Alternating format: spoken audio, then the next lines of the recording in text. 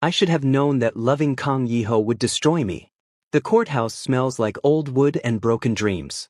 My hands won't stop shaking as I sit in this hard wooden chair, watching my entire world collapse in slow motion. Across the aisle, behind an army of lawyers in expensive suits, I can see them, my babies. Saiwoo, Jaeha and Daewon. 3 years old. 3 perfect little boys who don't understand why their appa isn't allowed to sit with them. Daewon is crying. He's always been the most sensitive, the one who feels everything too deeply. His tiny fists rub at his eyes, smearing tears across his chubby cheeks. Saiwoo, my brave eldest, tries to comfort him while shooting angry glances at the lawyers.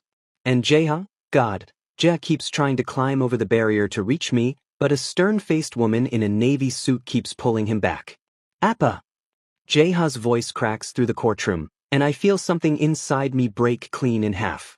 I start to stand, every instinct screaming at me to go to them, but Baek Seojin's hand clamps down on my shoulder. Don't, my best friend whispers urgently. It'll only make things worse. Let me handle this. But Seo-jun can't handle this. Nobody can. Because sitting at the plaintiff's table, barely looking at our children, is Kang Yiho himself. Billionaire. The man I once loved more than breathing. The father who abandoned us before the triplets were even born. He looks exactly the same. Sharp jawline, cold eyes, that perfectly tailored suit that probably costs more than 6 months of my rent. His secretary, Cha Miho, leans in to whisper something, and Yiho nods without emotion. Like this is just another business transaction. Like he's not ripping 3 children away from the only parent they've ever known. The judge, an older woman with silver hair and reading glasses, clears her throat. Mr. Kang's counsel has presented compelling evidence regarding Mr. Yeo's instability. Instability. The word hits me like a physical blow.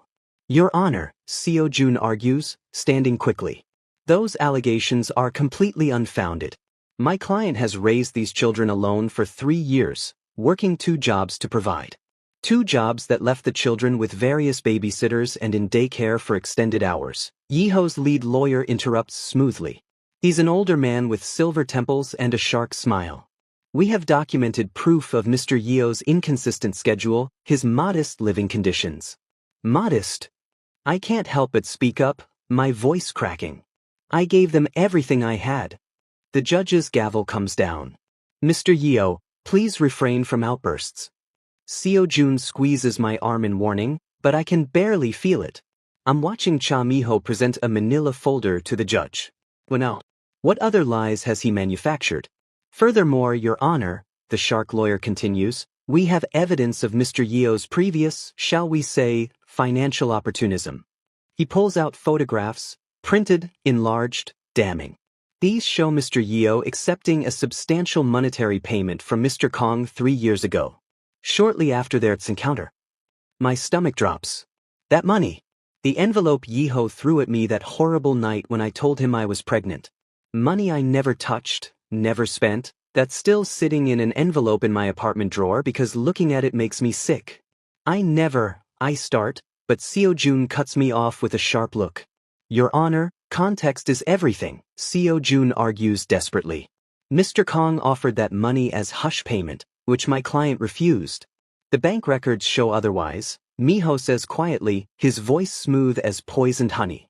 He doesn't look at me, but I can see the slight smirk playing at his lips.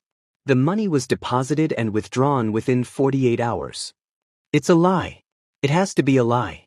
I never deposited that money. But when they show the bank statements with my signature, forged, it has to be forged, I realize how thoroughly I've been set up. The judge reviews the documents with an expression that grows more disappointed by the second. When she looks at me, I see the decision in her eyes before she even speaks. In light of the evidence presented, she says slowly, and considering the substantial difference in resources and stability between the 2 households, I am granting primary custody to Mr. Kang Yiho. The gavel falls. The sound echoes in my skull like a gunshot. No! The word tears from my throat. No, please, Your Honor, they need me. But security is already moving toward me. Across the room, all 3 boys start screaming. Saiwoo is shouting something I can't hear over the blood rushing in my ears. Jeha breaks free and runs toward me, but a bailiff catches him. And Day, my sensitive, sweet Dane, lets out a wail so heartbroken that several people in the gallery wince. Appa Hanol! Appa Hanol! His little arms reach for me as the stern woman picks him up. I'm sorry, baby, I sob, still fighting against Siajin's restraining hands. I'm so sorry. Appa loves you. Appa loves you so much. Then I see Yeho stand. For just a second, his perfect mask slips. He's staring at Daewon's tear-stained face with something that might be regret, might be pain. Our eyes meet across the courtroom, and I see him flinch at whatever he finds in my expression.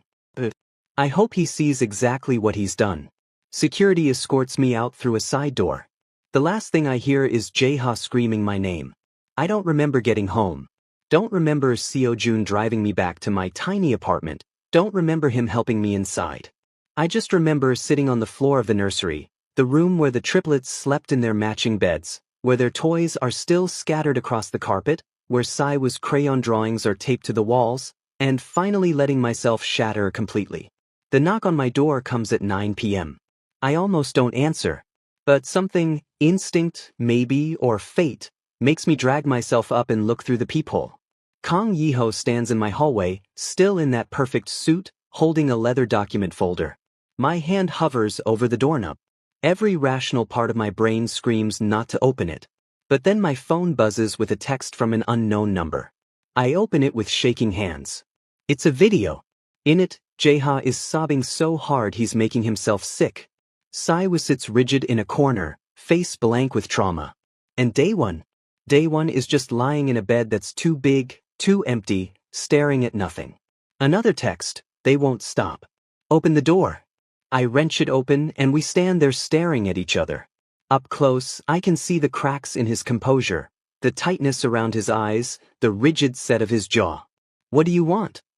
My voice sounds dead even to my own ears. He holds out the folder. A solution. I don't take it. There is no solution. You won. You took my children. They're making themselves sick. For the first time, emotion bleeds into his voice. Frustration, maybe desperation. They won't eat, won't sleep. Daewon won't stop crying. I've hired 4 nannies and they've all quit. Good. The word comes out vicious. Maybe you'll realize they need their father. That's why I'm here. He opens the folder himself, showing me a contract. Live in my mansion. As their nanny. You'll have access to them, they'll calm down and... As their nanny? I laugh, and it sounds slightly unhinged. You steal my children and now you want me to be your employee? His jaw clenches. You have no other choice, Yeo Hanol. This or nothing.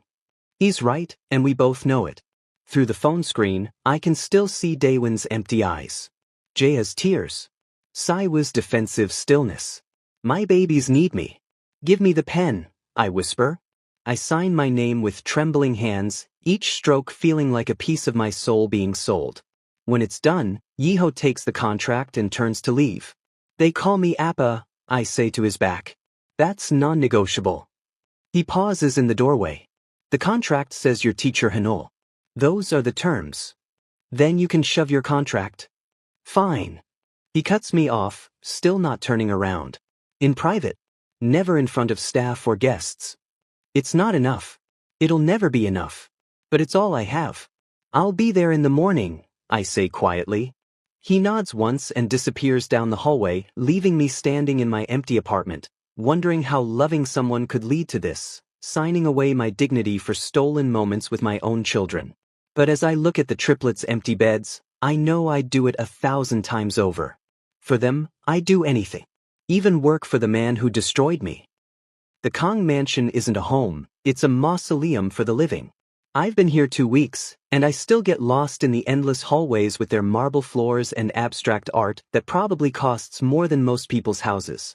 Everything is white and chrome and cold, so cold, like Yeho designed it specifically to match his heart. My room is in the east wing, deliberately far from the triplets' nursery. Every night, I lie awake counting the seconds, knowing my babies are 3 hallways and 2 staircases away. The contract says I'm only allowed in their rooms during designated work hours, 8 a.m. to 8 p.m. As if love operates on a schedule. As if Daewon's nightmares care about Yeho's rules. This morning, like every morning, I'm up before dawn. The kitchen staff always looks surprised to see me. I guess Billionaire's employees aren't supposed to make their own breakfast. But I'm not making it for me. I'm preparing the Triplets' favorite, heart-shaped pancakes with strawberries arranged to look like smiles. It's the little things that keep me sane. Teacher Hanul. Jeha barrels into the dining room at exactly 8:03 a.m., still in his pajamas, hair sticking up in every direction. He crashes into my legs with enough force to bruise. You're here. You're really here. My heart clenches. Even after 2 weeks, he greets me like he's afraid I'll disappear. I'm here, baby. I catch myself. Teacher's always here. The words taste like ash in my mouth. Saiwoo enters more cautiously, his small hand gripping Daewon's. My eldest has grown up too fast these past weeks. At 3 years old, he's already learned to be the protector, the one who holds his brothers when they cry at night. I can see it in the careful way he moves, the constant vigilance in his eyes. Good morning, Teacher Hanul, Saiwoo says formally, and something inside me dies a little more. Good morning, sweetheart. I kneel down to their level, drinking in every detail. Daewon's eyes are still puffy from crying. He never sleeps well here. Jeha has a new bruise on his knee, probably from throwing another tantrum. And Saiwoo looks exhausted, like he's carrying the weight of all our broken pieces. I serve them pancakes, and for a few precious minutes, I get to watch them eat and laugh and be children. Jeha gets syrup everywhere. Daewon carefully feeds me bites of strawberry, his way of making sure I eat too. Saiwoo tells me about a dream he had where we all lived in a little house by the ocean. And Daddy Yeho was there too, Saiwoo says quietly, watching my face. But he was different. He smiled. I don't know what to say to that, so I just smooth his hair back and kiss his forehead. Mr. Kong requests no physical affection in common areas, a cold voice says from the doorway. Cha Miho stands there with his tablet and his perfect suit and that smile that never reaches his eyes. I've learned to hate that smile over the past 2 weeks. He enforces every rule, reports every infraction, watches me like a prison guard waiting for me to step out of line. They're 3 years old, I say flatly. They need affection. They need structure and discipline, Miho corrects. Mr. Kong has been quite clear about maintaining appropriate boundaries between staff and... We're not staff and children, I interrupt, standing slowly. You're whatever Mr. Kong says you are. Miho's smile sharpens. Or would you like me to remind him that you've been violating contract terms? I'm sure he'd be interested to know you've been sneaking to their rooms after hours. My blood runs cold. He knows. Of course he knows. Probably has cameras everywhere, documenting every time I can't help myself and tiptoe down those 3 hallways to check on them while they sleep. Boys, why don't you go play in the sunroom? I say quietly, not taking my eyes off Miho. Teacher needs to talk to Mr. Cha. Saiwoo hesitates, his little hand finding mine. Are you okay, Appa? The word slips out so naturally, and I see Miho's eyes light up with triumph. But before he can say anything, we both hear footsteps. Yeho enters the dining room, and the temperature drops 10 degrees. He's in workout clothes, expensive ones, naturally, with a towel around his neck. His hair is damp from the shower, and he looks irritatingly perfect for someone who's been up since 5 a.m. Our eyes meet for a fraction of a second before he looks away, focusing on Miho. What's the issue? Yeho's voice is clipped, professional. He hasn't looked at me properly since the day I moved in. Mr. Yeo has been violating multiple contract terms, Miho says smoothly. I was just explaining the consequences. The boys called him Appa, Yeho interrupts quietly. The silence that follows is suffocating. Ta, bless him, chooses this moment to act out. He grabs his plate and throws it on the floor. Pancakes and syrup explode across the white marble. I don't care about stupid rules. He is our Appa. Jeha. I move toward him, but he's already running, straight to his father. You're mean. Jeha pounds his small fists against Yeho's legs. You made Appa cry. You make Daewon have bad dreams. I hate you. I expect Yeho to call for Miho to handle it. That's what he's done every other time one of the boys has melted down. But instead, he just stands there, staring down at his son with an expression I can't read. Jae-ha, that's enough, I say firmly, moving to pick him up. But when I try to pull him away, Yeho's hand shoots out and grabs my wrist. The touch is electric. It's the first time he's touched me since that night 3 years ago, and my body remembers everything. The way his hands felt on my skin, the sound of his voice whispering my name, the brief, shining moment when I thought we could be something real. Don't, Yeho says, and I realize he's not talking to me. He's talking to Miho, who's pulled out his phone to document this. Put it away. But sir, the contract clearly states. I said put it away. The command in Yeho's voice makes even Miho flinch. Yeho releases my wrist and kneels down to Jaeha's level. We all hold our breath. The boys have barely seen their father these past 2 weeks. He leaves before they wake up and returns after they're asleep, like he can't stand to face what he's done. You're right, Yeho says quietly. I am mean. Jae-ha stops mid-tantrum, shocked. Saiwoo and Daewon edge closer, fascinated by this crack in their father's armor. I made a lot of people cry, Yeho continues, and his eyes flick up to mine for just a second. And I don't know how to fix it. Say sorry, Daewon whispers. When Jae-ha breaks my toys, he says sorry. Something flickers across Yeho's face, pain, maybe, or regret. It's not that simple, Daewon. Why not? Saiwoo asks, tilting his head. Appa always says sorry when he makes mistakes. Even little ones. The silence stretches. Yeho looks at our sons, really looks at them, maybe for the first time since the custody hearing. I can see him taking in Daewon's puffy eyes, Jae-ha's defensive stance, Saiwoo's protective positioning between his brothers and the world. You should all get ready for your lessons, Yeho finally says, standing abruptly. Mr. Cha, clear my schedule for this evening. Sir, you have the board meeting? Cancel it. Yeho turns to leave, then pauses. Hanol. My study. 10 p.m. It's not a request. He disappears before I can respond, leaving me standing in a puddle of syrup with 3 confused children and Miho's suspicious glare. The day drags. I help the boys with their lessons. They have private tutors for everything from mathematics to music, because apparently 3-year-olds need to be groomed for Yale. I read them stories during quiet time. I bandage Jae-ha's knee when he falls in the garden. I hold Daewon during his afternoon anxiety spell and sing the lullaby that always calms him down. And I watch the clock, dreading and anticipating 10 p.m. in equal measure. What does Yeho want? Is he going to terminate the contract? Send me away? The thought makes me physically ill. At 9:55 p.m., I stand outside his study door, heart hammering. I can hear movement inside, footsteps pacing back and forth, the clink of glass on glass. I knock. Come in. The study is all dark wood and leather, with floor-to-ceiling bookshelves and a massive desk that probably costs more than a car. Yeho stands by the window, silhouetted against the city lights, a glass of whiskey in his hand. Close the door, he says without turning around. I do, and suddenly the room feels impossibly small. I've been thinking, Yeho begins, his voice rough, about what Saiwoo said, about me not smiling. I don't respond. I don't trust my voice. I don't remember the last time I smiled. He takes a long drink. Maybe before my father died. Maybe before I learned that everyone wants something from you. Money, power, access. I never wanted those things, I say quietly.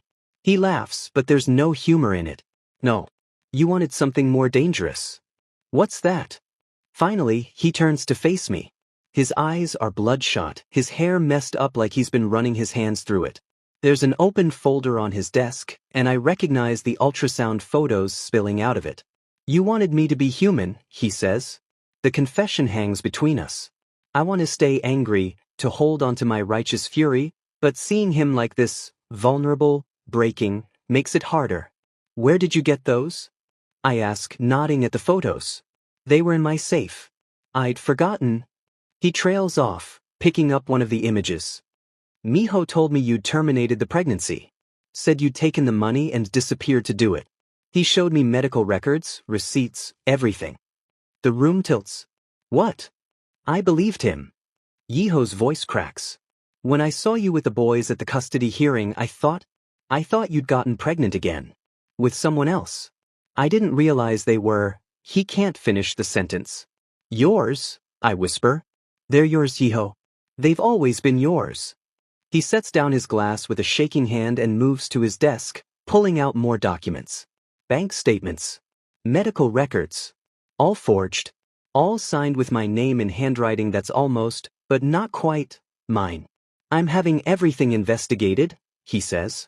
If Miho fabricated evidence. If. I laugh bitterly. You're still not sure? Even after meeting them? Saiwa has your eyes. Jaeha has your stubborn streak. Daewon has your... I know. The words explode out of him. I know they're mine. I see it every time I look at them. Saiwa's careful planning, Jaeha's defiance, Daewon's sensitivity that I spent years trying to bury in myself. He's breathing hard now, the careful control completely shattered. I see you in them too. Your kindness. Your strength. Everything good about them is you, and everything difficult is me and I. He stops, jaw clenched, and turns away. You what? I push, taking a step closer. Why do you still smell like home? The question comes out raw, desperate. After everything I've done, why do I walk past the nursery at night and hear you singing and feel like I can finally breathe? My breath catches. Yiho. He closes the distance between us in 2 strides, backing me against the bookshelf. He's not touching me, but he's close enough that I can feel the heat radiating off him, smell the whiskey on his breath mixed with that cologne that still haunts my dreams. I took our children from you, he says, voice dropping to almost a whisper. I called you a gold digger. A liar. I looked you in the eye in that courtroom and felt nothing while our sons screamed your name.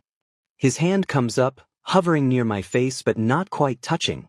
How can you stand to be in the same room as me? Because they need me, I answer honestly. And right now, despite everything, I think you might need me too. His control breaks. His forehead drops to my shoulder, and I feel his whole body shudder. I'm so sorry, he whispers against my neck. God, Hanul, I'm so fucking sorry. I stand frozen, every instinct warring inside me. Part of me wants to push him away, to hurt him like he hurt me. But another part, the part that remembers loving him, that sees the father he could be, wants to hold him while he falls apart. Before I can decide, his knees buckle. He's drunk. More than drunk. He's been drinking to build up the courage for this conversation, and now it's all catching up to him. Okay, I say softly, catching him before he slides down the bookshelf. Let's get you to bed. Don't leave, he mumbles as I help him toward the leather couch. Please. Everyone leaves. I'm not going anywhere, I assure him, and realize with a start that it's true. I can't leave. Not just because of the contract or the boys, but because some pathetic part of me still cares about this broken man who destroyed my life. I settle him on the couch and grab a blanket from the armchair. When I drape it over him, his hand shoots out and catches mine. Miho, he slurs. Check Miho's office. Hidden files. He thinks I don't notice him watching me. The way he looks at me. But I notice everything except. His eyes focus on me with sudden clarity. Except what mattered most. Then he's out, breathing evening out into sleep. I should leave. Return to my room in the East Wing and pretend this never happened.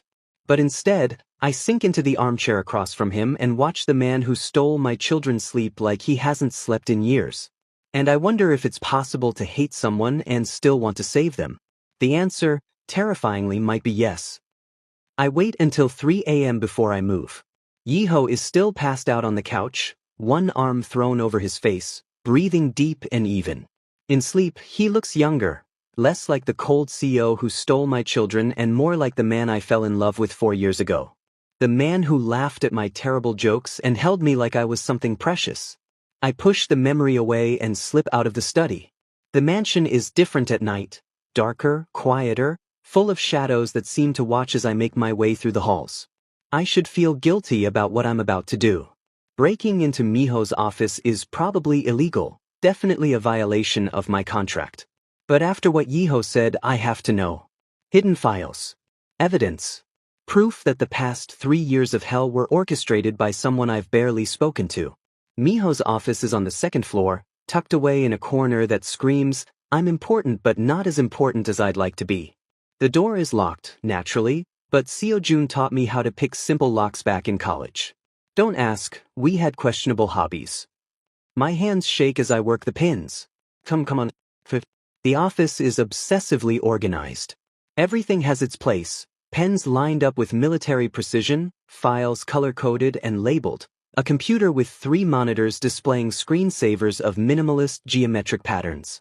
It's the office of someone who needs control, who can't stand chaos. Someone who might destroy lives to get what they want. I start with the desk drawers. Standard office supplies, some files about company acquisitions, Yeeho's schedule printed out for the next 6 months. Nothing suspicious yet. But then I find a locked drawer at the bottom. This lock is more complex. It takes me 15 precious minutes to crack it, and by the time I do, my hands are cramping and my heart is trying to punch through my ribcage. Inside is a folder marked Personal. I open it and my world tilts. Photos. Dozens of them. All of Yeeho. Yeeho at his desk, taken from an odd angle. Yeeho at the gym, clearly photographed without his knowledge. Yeeho at business dinners, at galas, even one of him sleeping on his office couch. The images span years, and they're organized chronologically in a way that makes my skin crawl. This isn't admiration. This is obsession. Beneath the photos is a journal. The handwriting is precise, controlled, just like everything else about Miho. I flip to a random entry from 3 years ago. He smiled today. Not at me, never at me, but at that Omega server at the restaurant. The one with the soft eyes and gentle hands. I saw the way YH looked back.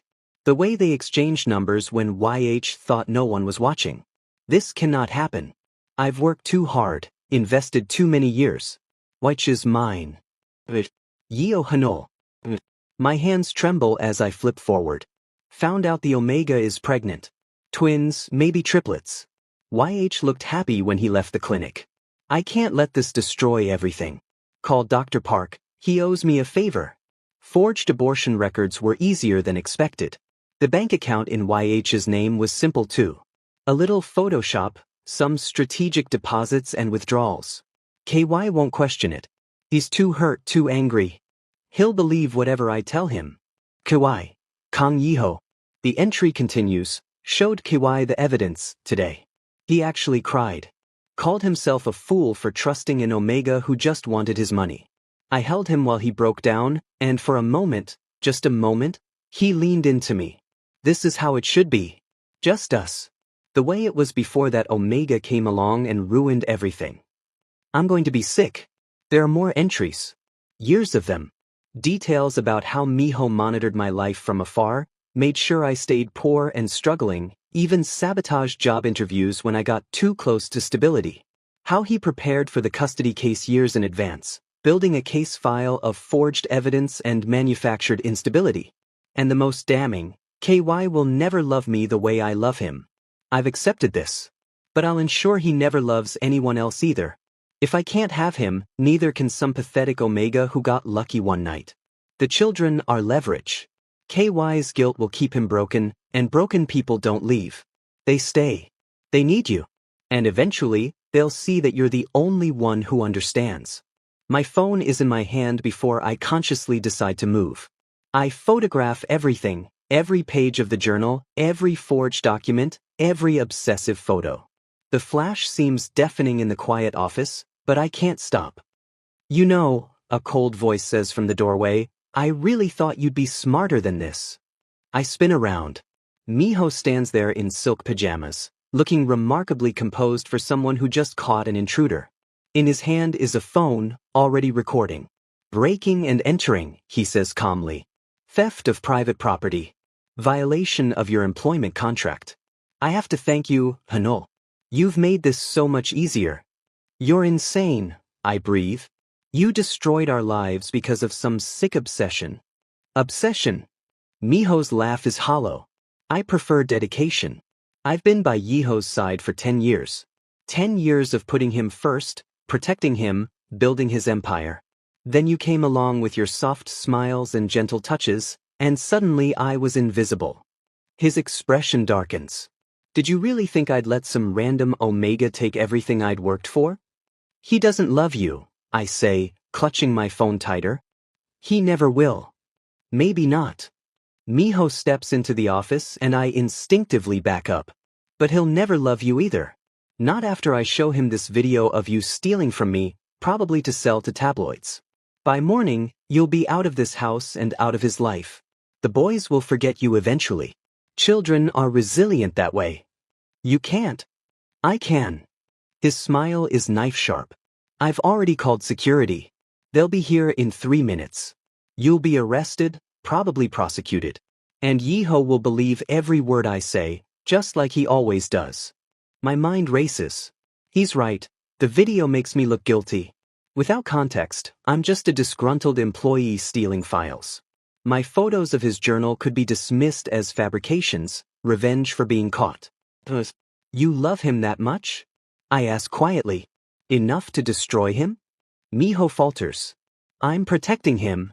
You're suffocating him. I take a chance, a desperate gamble. He told me tonight that everyone wants something from him. That he can't remember the last time he smiled. You did that. Your protection has turned him into a ghost. Shut up. He's drinking himself numb because he can't live with what he's done. Our children cry themselves to sleep every night. And you? I shake my head. You're so obsessed with possessing him that you can't see you're killing the person you claim to love. I said shut up. Miho's control finally cracks. He lunges forward, grabbing for my phone. We struggle. He's stronger, but I'm desperate. The phone skitters across the floor, sliding under a filing cabinet.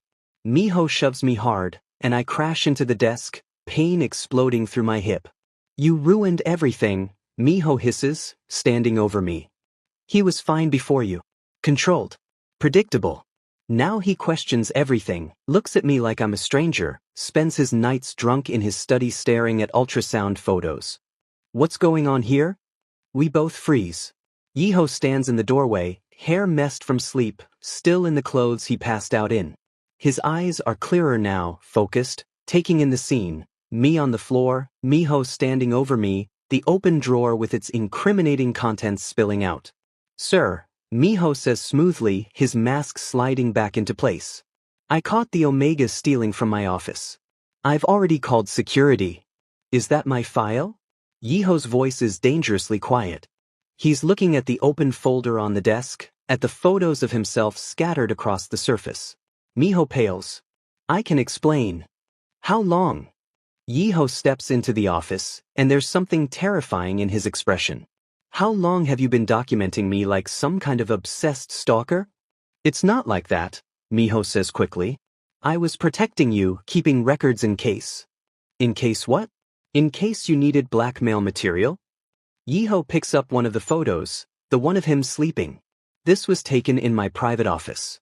You've been violating my privacy for years. Everything I did was for you. Miho's composure is crumbling.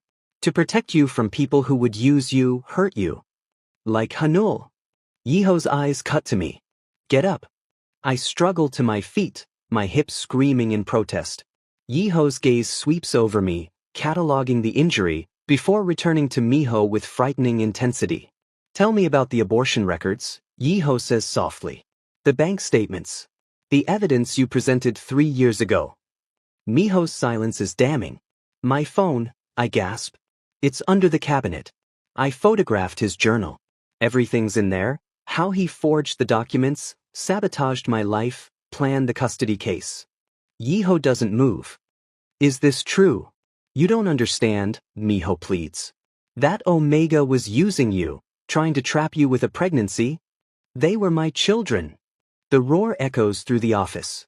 I've never heard Yiho raise his voice like this, never seen him lose control so completely. My sons. My family. And you took them from me. Made me believe Hanul had killed them. I saved you from a life of obligation. You destroyed us. Yiho's hands are shaking. I lost 3 years with my children. 3 years of first words and first steps and his voice breaks. I called Hanul a gold digger in front of our sons. I took custody through fraud. I've been living with that guilt every day, drinking myself stupid because I couldn't stand what I'd become, and it was all based on lies. Sirens wail in the distance. Security, probably, but maybe police too. Miho realizes he's lost. I can see it in his eyes, the desperate calculation, the weighing of options. Then his expression hardens into something ugly. Fine, he spits. You want the truth? I forged everything. The records, the bank statements, all of it. I fed you exactly what you needed to hear because you were too stupid to see that Omega was beneath you. He laughs bitterly. And you believed every word. That's how well I know you, Yiho. I can manipulate you without you even realizing. The punch comes so fast I almost miss it. Yiho's fist connects with Miho's jaw with a sickening crack. Miho stumbles back, shock and pain flooding his face. Get out, Yiho says, voice deadly calm. Security will escort you out. If you try to contact me, my lawyers, my company, or anyone in my family ever again, I will bury you. Professionally. Legally. Completely. Do you understand? Miho touches his split lip, staring at the blood on his fingers. You'll regret this. That Omega will hurt you worse than I ever could. Out. Security arrives then. Two large men who take one look at the situation and grab Miho by the arms. He doesn't struggle, just stares at Yiho with wounded betrayal as they drag him away. I loved you, Miho says from the doorway, voice breaking. Everything I did was because I loved you. That wasn't love, Yiho replies quietly. That was possession. And I'm done being anyone's property. When they're gone, the office falls silent except for our ragged breathing. Yiho retrieves my phone from under the cabinet and hands it to me. Our fingers brush, and I feel that same electric current from earlier. Did you get everything? He asks. I nod, not trusting my voice. Good. Send it to my personal email. And to your lawyer friend. He runs a hand through his hair. We'll need it to overturn the custody ruling, file fraud charges, probably a dozen other legal actions I haven't thought of yet. Yiho. Don't. He holds up a hand. Don't say anything yet. I need to. He looks around the office, at the evidence of Miho's obsession, and something in him seems to break all over again. I trusted him. For 10 years, I trusted him with everything. I know, I say softly. He was right about one thing. Yiho's eyes meet mine, and they're full of anguish. I am stupid. Too stupid to see what was right in front of me. Too stupid to question convenient evidence. Too stupid to realize that taking our children from you would destroy us all. He sinks into Miho's desk chair, head in his hands.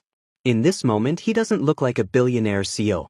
He looks like a man who's lost everything that matters. I should hate him. Part of me still does. But I also see the father who's been drowning in guilt, the man who was manipulated by someone he trusted, the person who's been as much a victim of Miho's obsession as I have. We're both stupid then, I say, moving closer. Because despite everything, despite the custody battle and the contract and all the pain, I don't want to leave. His head snaps up. What? The boys need us. Both of us. And maybe, I take a breath. Maybe we need each other too. To heal. To become the parents they deserve. I don't deserve your forgiveness, Yiho says hoarsely. Probably not. I allow myself a small smile. But you're going to spend a very long time earning it anyway. For the first time since I've been in this mansion, Yiho smiles. It's broken and tentative and doesn't quite reach his eyes, but it's real. How long? He asks. Forever, I answer. Or at least until Jeha graduates college. Whichever comes first. His laugh is wet, almost a sob. Then he's standing, closing the distance between us, and pulling me into a hug that feels like coming home and falling apart in equal measure. I'm so sorry, he whispers into my hair. Hanul, I'm so fucking sorry. I let myself hold him back, just for a moment. Tomorrow we'll deal with lawyers and custody hearings and press conferences. Tomorrow we'll figure out how to explain this to 3 confused boys. Tomorrow we'll start the long, painful process of rebuilding what was broken. But tonight, in this office full of evidence of someone else's twisted love, we hold each other and remember what real love feels like. Messy, painful, imperfect, but worth fighting for. The next 72 hours pass in a blur of lawyers, paperwork, and damage control. Miho is arrested on multiple charges: fraud, forgery, conspiracy, stalking. Seo-jun works with Yiho's legal team to file emergency motions to overturn the custody ruling. The evidence from Miho's journal is damning enough that the judge agrees to an expedited hearing. Through it all, I try to maintain normalcy for the boys. But they know something's happening. Children always know. Why did Mr. Cha leave? Saiwa asks one morning over breakfast. He's been quieter than usual, watching everything with those careful, observant eyes that remind me so much of his father. Mr. Cha made some mistakes, I say carefully. Big ones. So he can't work here anymore. Did he make Daddy sad? Daewon asks, leaning against my side. He's been extra clingy lately, sensing the tension in the house. Yes, baby. He did. Good riddance, Jaeha declares, stabbing his pancake with unnecessary violence. He was mean. He always told us not to hug you. I smooth his hair back. Well, new rule, you can hug me whenever you want. All three boys immediately pile onto me, and I laugh despite everything. These moments of pure, uncomplicated love, this is what matters. The hearing is scheduled for Friday. 3 days to prepare, 3 days to rehearse testimony, 3 days of Yiho working around the clock with his legal team while simultaneously trying to be present for the boys. It's different now. The cold mask is gone, replaced by someone raw and real. He sits with us during meals. Reads bedtime stories, even though his voice cracks on the emotional parts. Last night, I found him in the nursery at 2 a.m., just watching them sleep. I missed so much, he'd whispered when he noticed me in the doorway. First words. First steps. Daewon's first laugh. I can't get that back. No, I'd agreed. But you can be here for everything that comes next. Now it's Friday morning, and we're sitting in the same courthouse where my world ended 3 weeks ago. But this time, Yiho is beside me instead of across from me. Our lawyers, a small army of them, are confident.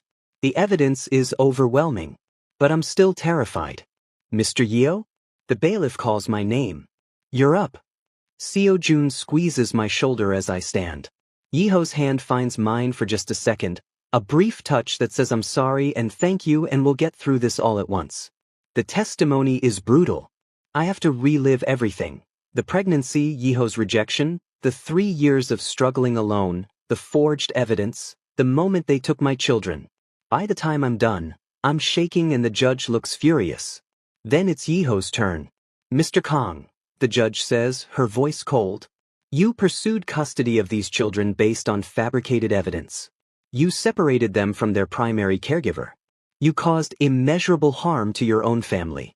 Why shouldn't I hold you in contempt? Yiho stands, and I see his hands tremble. Your Honor, there's no excuse for what I did. I allowed my own hurt and anger to blind me to the truth. I trusted the wrong person and didn't question evidence that confirmed what I wanted to believe, that I'd been betrayed, so my cruelty was justified. He pauses, swallowing hard. I was wrong. Catastrophically wrong. And 3 people who are innocent in all of this, my sons, have suffered because of my choices. What do you propose as a remedy? The judge asks. Full restoration of Yeo Hanul's parental rights. Joint custody with primary residence determined by what's best for the children. My name added to their birth certificates, but only if Hanul agrees. Yiho's voice strengthens. And I'll spend the rest of my life proving to them, to all of them, that I can be better than the man who walked into this courthouse 3 weeks ago. The judge reviews the evidence again. The forged documents. Miho's journal entries. The photos. Everything that proves this was orchestrated manipulation, not a legitimate custody concern. Finally, she speaks. I'm appalled by what I've seen here.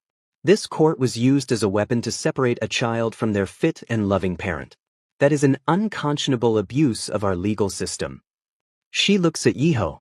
Mr. Kong, you will be paying substantial legal fees for Mr. Yeo. You will also be subject to a full psychological evaluation before any custody arrangement is finalized. Yiho nods. Of course, Your Honor. However, the judge continues, I'm also a pragmatist.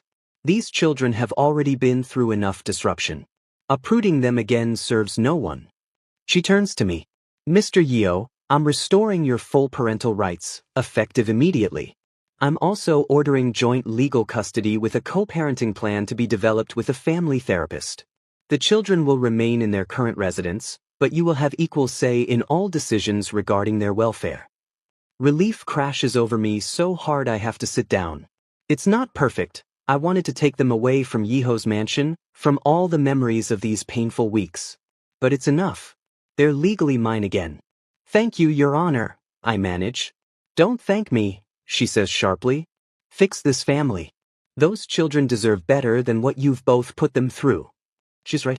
But as we leave the courtroom and I see Yiho's shoulders sag with relief, I think maybe, just maybe, we can become what the boys deserve.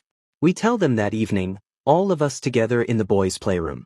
So, Yiho begins, and I can hear the nervousness in his voice.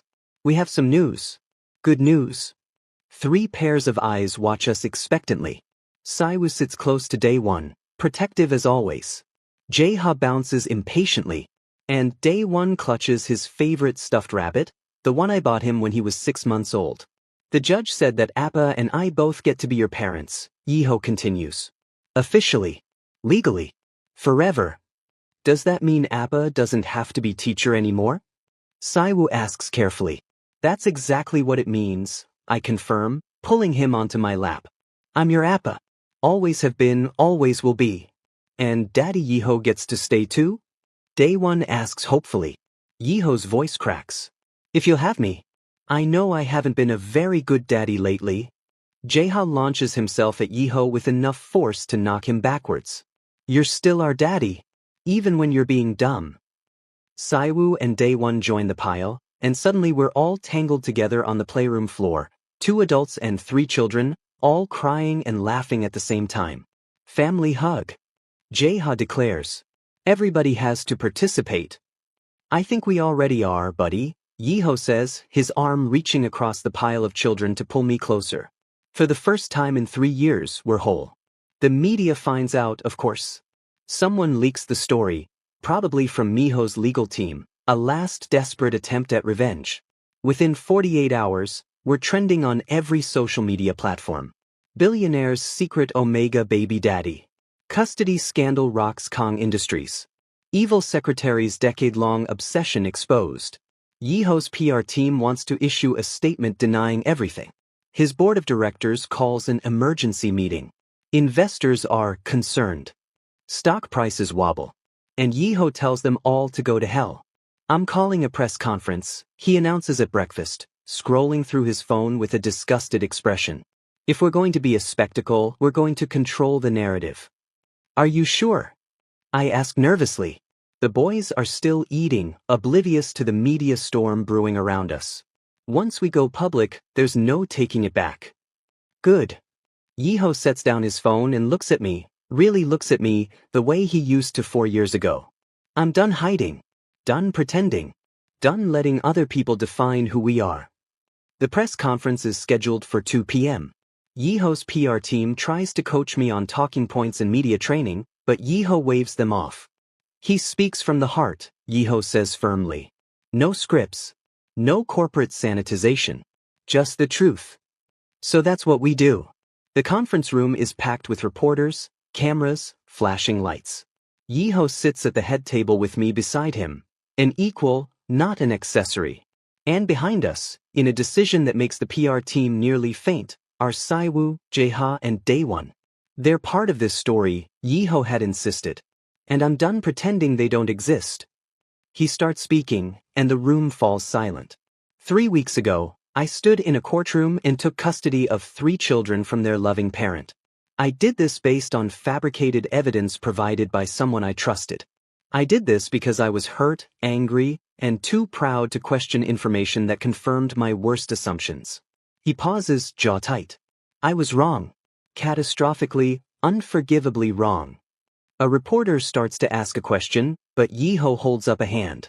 I stole 3 years from Yeo Hanol. 3 years of being recognized as the father he's always been. 3 years of dignity, security, and peace. His voice roughens. I also stole 3 years from myself, 3 years of watching my sons grow, of being the father they deserved, of building a family with the man He stops, glancing at me. With the man who deserved so much better than what I gave him. Beside me, I feel Saiwoo reach for my hand. On my other side, Daewon leans against me.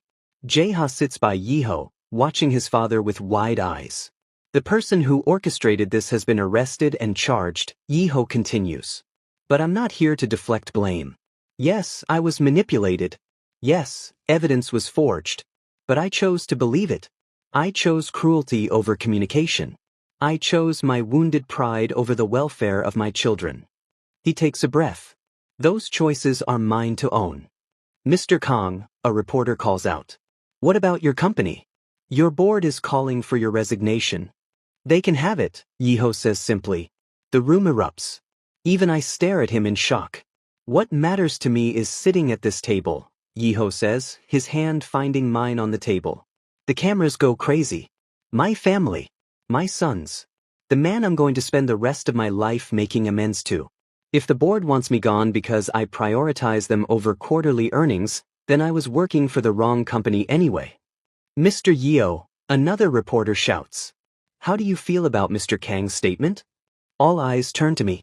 I look at Yeho, at this man who just sacrificed his career on live television, who brought our children to face the cameras because he refused to hide them anymore, who's gripping my hand like I'm the only thing keeping him anchored, and I realize something.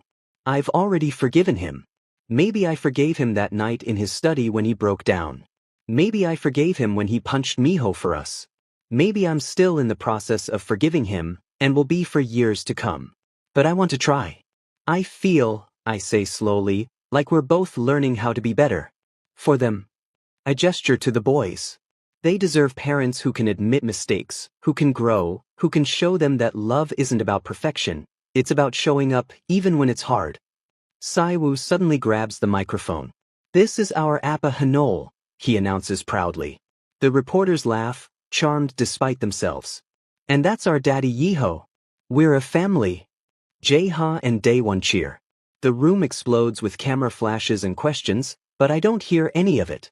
I'm too busy watching Yeho's face as he looks at our sons, at Saiwoo's fierce protectiveness, Jae-ha's chaotic joy, Daewon's gentle smile.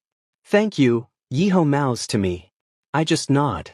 Because words aren't enough for this moment, for this messy, imperfect, beautiful thing we're building from the ruins of what we lost. That night, after the boys are finally asleep, Yeho finds me in the garden. The same garden where we first met, where he'd been hosting some charity gala and I'd been working as a server. Where he'd smiled at me and asked if I believed in fate. I have something for you, he says quietly. He pulls out a small box and my heart stutters. It's not what you think, he adds quickly. I mean it is, but I'm not. I know I don't deserve. He stops, takes a breath. I'm doing this badly. You're doing fine, I assure him, even though my hands are shaking. He opens the box. Inside is a simple silver ring with 3 small stones, birthstones, I realize. One for each of the boys. I don't deserve your forgiveness, Yeho says, the words rushing out. I don't deserve a second chance. I don't deserve to stand here and ask you to build a life with me after I tried to destroy yours. He looks up, and his eyes are bright with unshed tears. But our sons deserve both their fathers. They deserve to see us try. To see us fail and keep trying anyway. To learn that love isn't about being perfect, it's about choosing each other every single day, even when it's hard. He drops to one knee and I stop breathing. Yeo Hanol, I stole your custody rights. I called you a liar and a gold digger. I took 3 years we can never get back. His voice breaks. And I'm going to spend the rest of my life proving that I can be better than the worst thing I've ever done. Will you let me? I look at him, really look at him. At the man who's lost his company but found his family. Who's broken and trying desperately to heal. Who's offering me not a fairy tale, but something more valuable, the truth. You stole my custody rights, I say, and he flinches. I step closer. Now you're going to spend forever making up for it. His eyes widen. Is that? That's a yes, Kang Yeho. I take the ring from the box and slide it onto my finger. It fits perfectly. But we're doing this my way. Slowly. With therapy. With family counseling.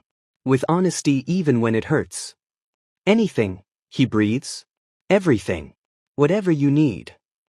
From the house, we hear a crash, followed by Jeha's voice. It wasn't me. Saiwa's response, it's always you. And day one, the peacemaker, maybe if we clean it up before the grown-ups notice? Yeho and I look at each other and start laughing, the kind of helpless laughter that comes from exhaustion and relief and joy all tangled together. Our family, Yeho says, wonder in his voice. Our family, I agree, taking his hand. Now come on. We should probably make sure Jeha didn't break anything irreplaceable. With Jeha, everything breakable is already broken, Yeho points out, but he's smiling as he says it. We walk back to the house hand in hand, toward the chaos and noise and beautiful disaster of our 3 boys. It's not the ending I imagined when this started. It's not even the ending I wanted 3 weeks ago. But it's ours. Broken and healing and fighting like hell to become something better. And really, what more could we ask for? 6 months later. Appa, Daddy said we could get a puppy. Daddy Yeho was joking. I was not. You were definitely joking. Saiwu rolls his eyes with the long-suffering patience of a 3-year-old who's somehow become the most mature person in the house.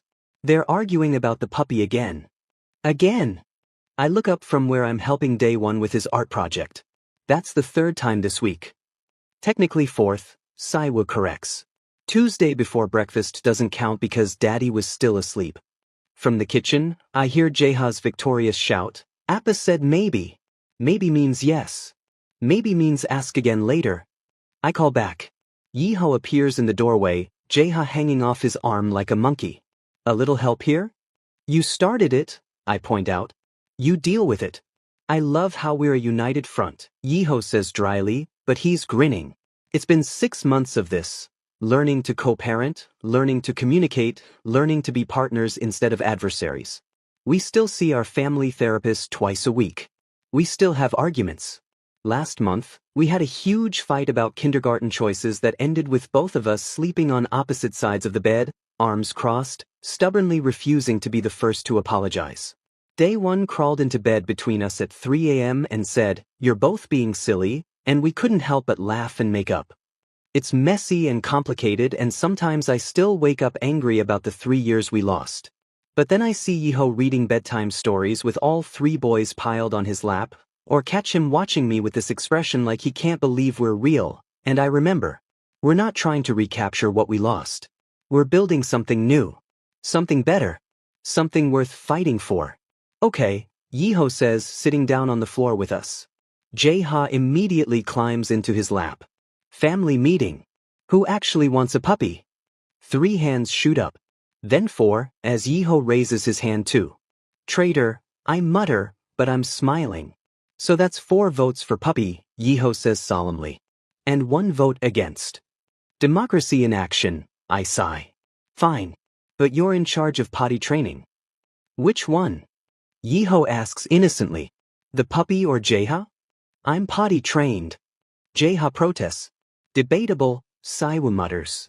As they dissolve into chaos again, arguing about puppy names and colors and whether it should sleep in their room or the guest room, I catch Yeho's eye across the mess of children and art supplies and half-built Lego towers.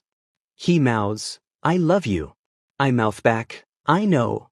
And in this moment, surrounded by our loud, messy, perfect family, I finally feel like we're home. Not the home we lost. The one we built together, from broken pieces and second chances and love that refused to stay buried. The one worth every painful step it took to get here. He stands, and suddenly we're inches apart. The last time we were this close, it ended with betrayal and heartbreak. But now feels like a beginning. Can I kiss you? Yeho asks softly. Instead of answering, I close the distance between us. The kiss is everything our first one wasn't. Desperate where that was tentative, weighted with history where that was light with possibility. It tastes like tears and second chances and all the things we've said and haven't said. When we finally break apart, I rest my forehead against his. We're not going to be perfect, I warn him. I don't want perfect, he replies. I just want us. Messy and complicated and real.